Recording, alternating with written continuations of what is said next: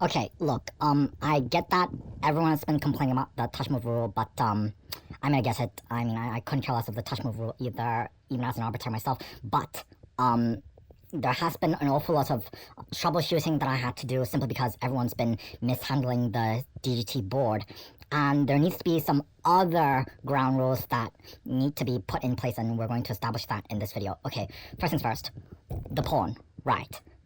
Whenever you have the pawn nearing the end zone,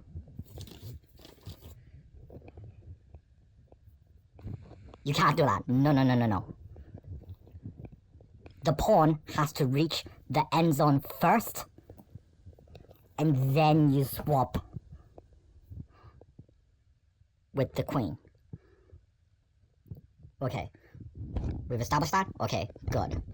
Next, we're going to talk about castling because we have to establish some more rules here. You can only use in a real chess game. You can only use one hand and that same hand for the entire game. Okay, so how do we go about castling with only one hand? Well, if you were to move the king normally, it can only move one square. So the only time that a king can move more than one square is they would have to move like this or this, and only through castling a king can move more than one square. So that means you move the king 2 squares first, and then you move the rook over like this. That's how you actually castle. You don't use 2 hands to castle. You can only use one hand, and that same hand for the entire game. So you only use the same hand for the entire game. So you would have to move the king first anyway, because that's actually how you castle. Like this. Remember, you move the king first, then you slide the don't slide. You swap the rook over. Okay, cool. Next, we don't have a table, so the queen, in this case, will just have to be here on the rim for now. But it normally should be here, but it's not going to stand up because this is not a flat surface. All of your captured pieces and your spare queens need to be on this corner of the board. So they need to be on your left, and they need to be right in front of you. They need to be directly in front of you, okay? The only exception to this is if you're on, a board like this. This is a DGT board.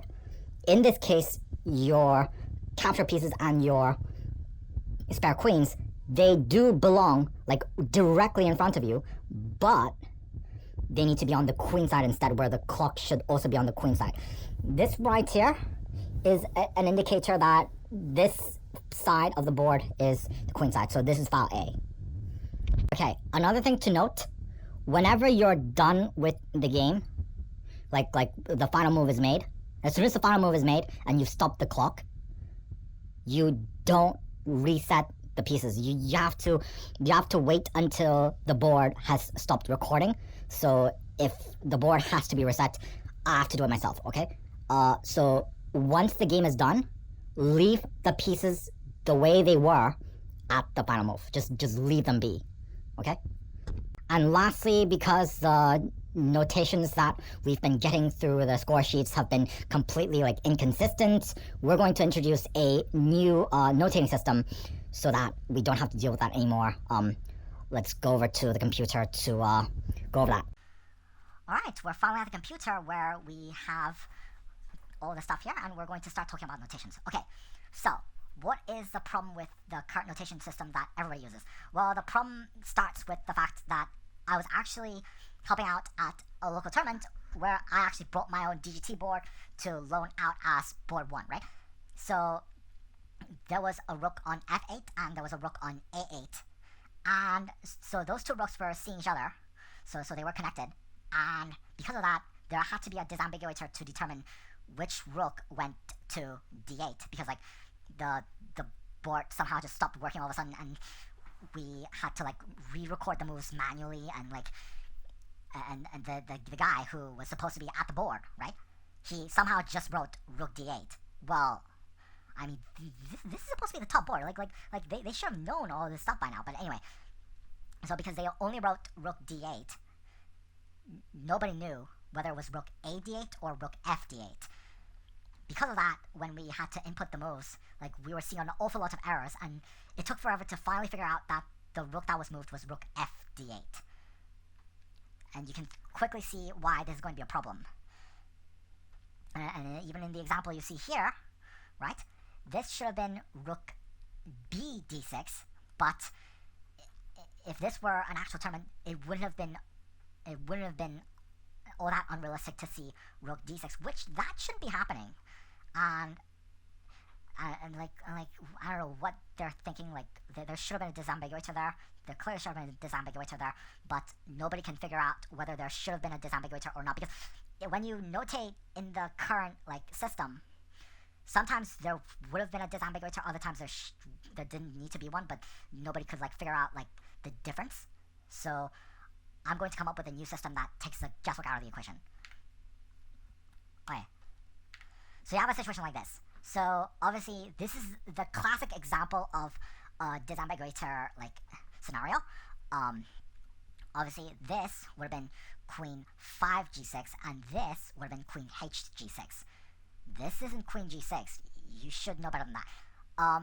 But this in particular, because there's a queen on the same file and a queen on the same rank, this would have had to be doubly disambiguated, and it would have been written as queen f7 g6 if it were written correctly. Chances of that happening is literally 0, but I do have a solution for that. You will see it very soon. It will make sense very soon. So we are introducing a new notating system, and it's called the W31 notation system. How does it work? Well, to start things off, this normally would have been written as knight to f3. We're not going to do that. We're going to write it as knight f g3. This sounds very counterintuitive, but there's a reason for that. It all makes sense very soon. So we have 3 different scenarios where a normal person would have written these as rook d6, but obviously, as we've already established, that doesn't work. So in a situation like this, under the new W31 notation system, all of these would be notated as rook b d6. We're not going to care if the rooks are on the same rank. We are not going to care if there's a piece in the way, and we are not going to care if the rooks are even on the same same like rank or file. We're not even going to care about any of that, as long as a piece is being moved. Even if there's only a single knight on the board for white or black, there's still going to be a disambiguator. In almost all cases, the disambiguator is going to be the file.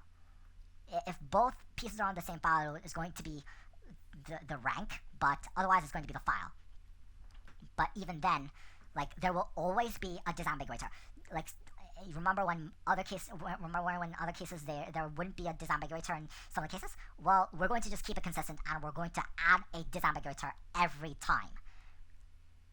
What that allows us to do is, whenever we write a notation for a piece, as long as it's not a pawn or a king, it's going to be a consistent 4-character system. This is what allows the gameplay to be of a consistent pace, and whenever there's going to be like time troubles, we're not going to have that anymore. And as we look at the further examples, there's going to be new solutions to, because like normally you would see stuff like doubly disambiguated moves. Yeah, there's a solution for all that. So in a scenario like this, for example, somehow Chess.com thinks rook f7 is an adequate description of this move. I don't think so. Like it takes a little bit more time to figure out that it's that rook that moved to rook f7. I mean, I get that this can't move to f7, but at the same time, it still causes a delay in figuring out which rook was moved. So this is why we arbiters have these problems where it takes forever to figure out which moves were actually played. So this is all the more reason why there has to be a disambiguator come what may. So even though there technically is not a need for a disambiguator, we're going to write one anyway. So even this, like, it's still going to be rook 7 f7 because both pieces are still on the same file. So it's still going to be rook 7 f7. Likewise here, rook d7, no. It's because both pieces are on the same, like, even if they're not on the same rank, like it still would have been rook d7 under the new w3-1 system. Again, the number of characters to write is consistently 4 characters in every notation space. Now going back to this, we've already established that queen 5 g6, queen hg6, these are what normally would have been. Now we're going to introduce something new that's also going to help streamline the whole gameplay. Obviously, we've already established that every notation is automatically going to be 4 characters as long as it's not a pawn or a king. So in this instance, whenever there's a queen like this where there's another queen on the same file and another queen on the same rack, and this is considered the middle piece, right? So the one that's actually doubly disambiguated, well, instead we're going to use the delta symbol for that. So this would have been queen delta g6. So for example, if they say, for example, there's a queen on c7, there's a queen on c5, and a queen on e7, right? And then if we were to say queen c7 d6, it's still going to be queen delta d6. Does that make sense? So again, same 4 characters every time. This isn't very likely to happen in a serious chess tournament, especially over the board, but I have seen it happen. And I do happen to have a solution for this, and we're going to go over that. We're going to number these, remember how we were taught to read from left to right as if we were like even this text right here, we would read from left to right, and then the next line we would go down and then read again from the far left to far right. We're going to apply the same logic with these 4 queens, as you can see here. What that allows us to do, we're going to use the number of amongst these queens, and then we're going to circle that up for disambiguation, but, distinctions, right?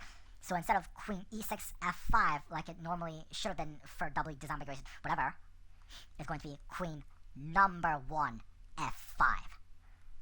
Same 4 characters every time. It's 4 characters every time. So it keeps the gameplay at a consistent pace. Again, it removes all the guesswork, and it keeps a consistent pace, and everyone can not have to worry about time troubles anymore.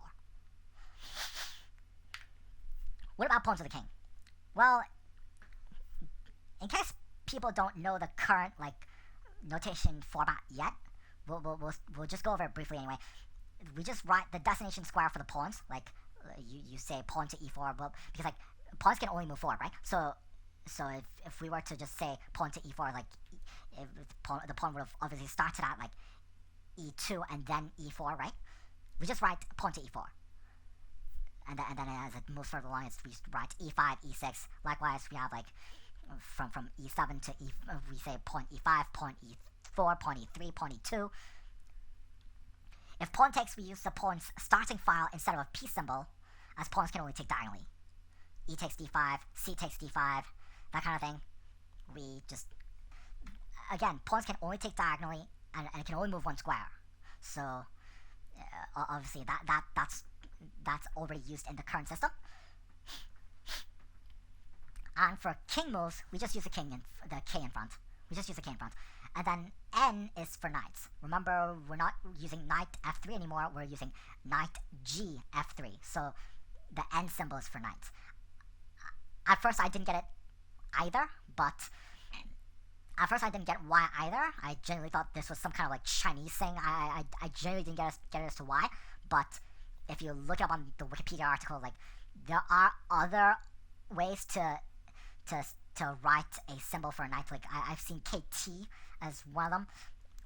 But obviously time scrambles ended up being a thing, so they ended up settling for N for lack of time. So I started getting used to that myself. 0-0, well, we actually use capital O actually, but whatever. Capital O dash capital O means short castling, so that's the usual castle where you castle from the E file to the G file, right? And then queenside castling is O dash O dash O. That's long castling. And I know for a fact that whenever they say oh, we write E4 and then d takes e3. Like I've seen an opposite scenario happen in that case, right? They don't normally like tell you that it was an opposite take, so I'm going to add an additional ampersand symbol to signify that something was taken en passant. So that's another change we're going to make. And plus means check. The pound sign means checkmate. That's already existing in the notations. X means takes, but like again, as you see here, e takes d5, or like bishop takes. Let's come up with a random square. Bishop takes f3 or whatever, right? And bishop would be the capital B. Bishop takes f3.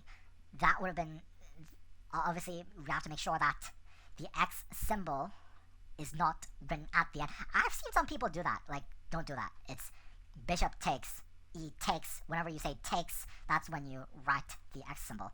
But other than that, the ampersand, the plus, and the pound signs, those are going to be used at the end. Say, for example, like d takes e3.